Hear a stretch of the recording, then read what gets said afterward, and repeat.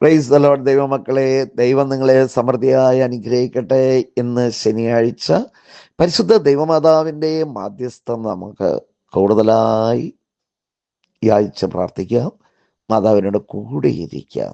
സാധിക്കുമെങ്കിൽ ഒരഖണ്ഡ ജപമാലയ്ക്ക് വീട്ടിലിരുന്ന് കുടുംബത്തിലെ അപ്പനും അമ്മയും മക്കളും ഒരുമിച്ചിരുന്ന് ഒന്ന് ചെല്ലി നോക്കിക്കേ.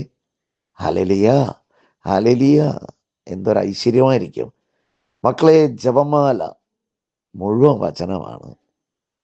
കൃപ നിറഞ്ഞവളെ, യാക്കോബുകാരങ്ങനെ പ്രാർത്ഥിക്കും, കൃപ നിറഞ്ഞവളെ, അത് തന്നെ നന്മ നിറഞ്ഞവളെ, നന്മകൾ നിറഞ്ഞവളെ. മാതാവിനെ കുറിച്ച് പറയാൻ ഒത്തിരി ഉണ്ട്. പറഞ്ഞാൽ ഇവിടെ നിൽക്കൂല. അത് യൂട്യൂബിൽ കയറുമില്ല. അതാണ് ഈ കുഴപ്പം. വലിയ പാടാണ് കയറ്റി സെറ്റാക്കി എടുക്കാൻ. ഹല്ലേലൂയ. യേശുവേ നന്ദി, യേശുവേ സ്തോത്രം. അപ്പോൾ വചനം നമ്മൾ ഉച്ചരിക്കുമ്പോൾ ബന്ധനങ്ങൾ അഴിയും. നമ്മൾക്ക് വേറെ ലെവലിലേക്ക് കടന്നു വരും. നിങ്ങളുടെ കുടുംബം, നിങ്ങളുടെ മക്കള് കുറച്ച് സഹിക്കണം, ക്ഷമിക്കണം. ആഴ്ചയിലൊരിക്കൽ നിങ്ങൾ ഒരു അഖണ്ഡ ജപമാല ചൊല്ലി നോക്കിക്കേ. ഹല്ലേലൂയ. യേശുവേ നന്ദി. നിങ്ങളുടെ മക്കളുടെ ഭാവിക്ക്, മാതാപിതാക്കളുടെ ശാരീരിക ശക്തിക്കും ആരോഗ്യത്തിനും, എന്നെ കേൾക്കുന്ന കുഞ്ഞുങ്ങളെ നിങ്ങളുടെ മാതാപിതാക്കൾ ഒത്തിരിയേറെ കഷ്ടപ്പെട്ട് സഹനം സഹിച്ച് നിങ്ങളെ വളർത്തിയെടുത്തതല്ലേ. പഠിക്കാഞ്ഞിട്ട് ജോലിയിൽ യാതെ വരുമ്പോൾ വഴക്കൊക്കെ പറഞ്ഞിട്ടില്ലേ? സ്നേഹം കൊണ്ടുള്ള സ്നേഹവാത്സല്യമല്ലേ അതൊക്കെ. വഴക്കെന്ന് നമുക്ക് തോന്നുമെങ്കിലും അത് സ്നേഹത്തലോടലല്ലേ അത്. ആ അപ്പനെ അമ്മയൊന്ന് ചിന്തിച്ച് നോക്കിക്കേ. എത്ര കഷ്ടപ്പെട്ടിട്ടാണ് ഈ കൂലി വേല ചെയ്ത് ഒരു പണിക്ക് പോയിട്ട് ഒന്നും കിട്ടാതിരിക്കുന്ന അവസ്ഥയിൽ മനം തൊന്തല്ലേ നിന്റെ അപ്പം വന്നിട്ടുള്ളത്. നിന്റെ അമ്മയും എത്ര വിഷമം. ആ വിഷമമൊന്നും ഒരു മക്കളെ കാണിക്കുകയില്ല അപ്പനമ്മയും. നല്ല ക്വാളിറ്റിയുള്ള അപ്പനമ്മയാണ് നിന്റെ അപ്പനമ്മയും. ഒന്ന് ചിന്തിച്ചു നോക്കി. മാതാപിതാക്കളെ, ഒരു 10-40 വർഷങ്ങൾക്ക് മുമ്പ് എങ്ങനെയായിരുന്നു നമ്മളുടെ കുടുംബ ജീവിതങ്ങൾ? നമ്മുടെ ഈ കാലഘട്ടം ഗൾഫുകാരൊന്നും ഇല്ലാത്ത വീടാണെങ്കിൽ എന്തായി എന്നാലോചിച്ച് നോക്കി. ആകെ ദാരിദ്ര്യം, ഒരു ഗതിയില്ല. ഗൾഫുകാരൊക്കെ വന്നപ്പോൾ ഒരു ഇത്തിരി കാര്യങ്ങളൊക്കെ അതിലുണ്ടായി. പക്ഷെ എല്ലാവരും ഗൾഫുകാരാണ്. മക്കളെ, ഒരിക്കലും നിന്റെ അപ്പൻ നിനക്ക് വേണ്ടി കഷ്ടപ്പെട്ടത്, നിനക്ക് വേണ്ടി ആ രക്തം വേർപ്പായി യേശു മാറിയതുപോലെ നിന്റെ അപ്പൻ, നിന്റെ അമ്മ രക്തം വാർന്നതും മറക്കാൻ പാടില്ല മോളെ, മറക്കാൻ പാടില്ല. അപ്പന് വേണ്ടി, അമ്മയ്ക്ക് വേണ്ടി ഒന്ന് പ്രാർത്ഥിക്കണം.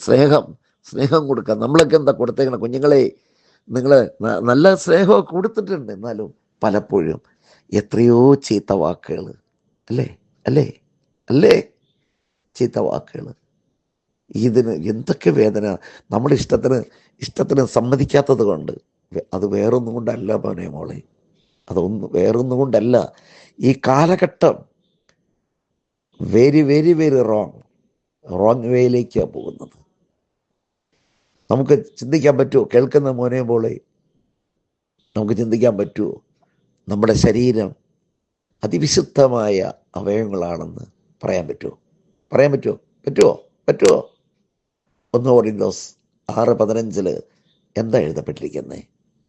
നീ അപ്പനായാലും അമ്മയായാലും മക്കളായിരുന്നാലും എല്ലാവർക്കും ഉള്ള വചനം.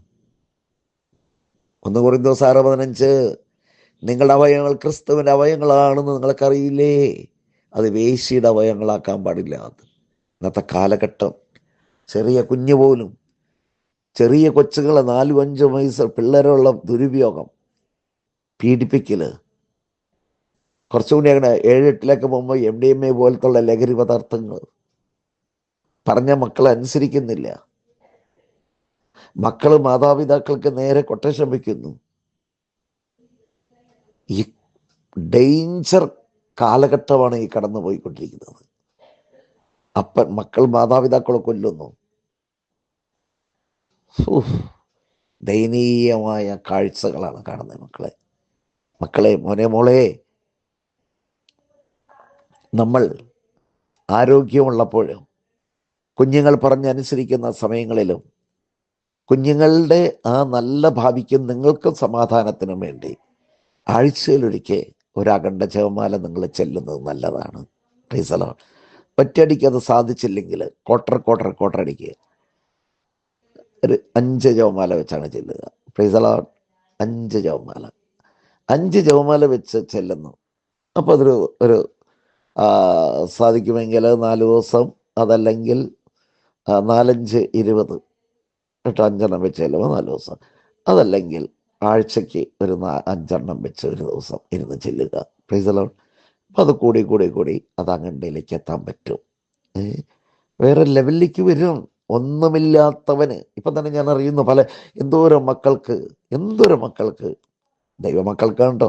എനിക്കറിയാം, ഒരു സഹോദരിയുടെ മകള് കഴിഞ്ഞ ധ്യാനത്തിനുണ്ടായിരുന്നു.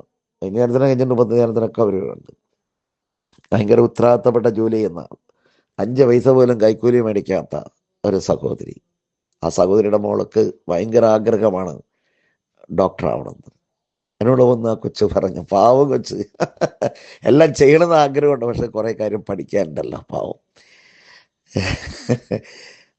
ഒരു അപ്പൻ്റെ കൂട്ടുകാരൻ എല്ലാം നോക്കാം, പഠിപ്പിക്കാം, ഡോക്ടറാക്കാം, അതിന് പറഞ്ഞു വിടാമെന്ന് പറയുമ്പോൾ എന്നെ കേൾക്കുന്ന മക്കളെ, അവരൊരു 4-5 വർഷമായിട്ട് സ്ഥിരമായിട്ട് അവരവിടെ ധ്യാനത്തിന് വരുന്നവരാണ്. 300 പിള്ളേരെ അവിടെ ധ്യാനത്തിന് കൊണ്ടുവന്ന ആ സഹോദരി ധ്യാനം കൂടിയതിന് ശേഷം ഒരുമിച്ച് ഒരു 4-5 ബസ് ആളുകളെ കൊണ്ടുവന്ന് അവിടെ ധ്യാനിപ്പിച്ചു. പിള്ളേർക്കുള്ളൊരു ധ്യാനം. നല്ല സാറന്മാർ. ഹല്ലേലൂയ. യേശുവേ നന്ദി, യേശുവേ സ്തോത്രം. സ്നേഹമുള്ളവരെ, ഞാനൊരു ഗ്ലാസ് വെള്ളം നിങ്ങൾക്ക് തരുന്നു. ആ ഗ്ലാസ്സിൽ അഴുക്കാണെങ്കിൽ ആ വെള്ളം എന്തായി? അഴുക്കാവും അല്ലേ? അപ്പനമ്മയാകുന്ന നമ്മൾ ആ ഒരു നല്ല ഗ്ലാസ് ആണെങ്കിലോ, ഞാൻ പറയുന്നത്, ഞാൻ കൊടുക്കുന്നത്, എൻ്റെ പ്രവൃത്തികളെല്ലാം നന്മയായി മാറുന്നു. ഈ മാതാവിൻ്റെ മാധ്യസ്ഥം വെച്ച് യാചിക്കുന്ന ഇന്ന് നമുക്കൊന്ന് അങ്ങനെ ആ വഴിയിലൂടെ കടന്നു പോയാലോ? അതല്ലേ ആ കൊച്ചിൻ്റെ അമ്മ ചെയ്തത്. ഒരൊറ്റ ധ്യാനം കൂടിയപ്പോഴേക്കും ആ സഹോദരി എന്താ ചെയ്ത്? അവള് മോളടക്കം പഠിക്കുന്ന അവിടെ നിന്ന് ഒരു 300 പിള്ളേരെ അങ്ങോട്ട് കൊണ്ടുപോകുന്നു.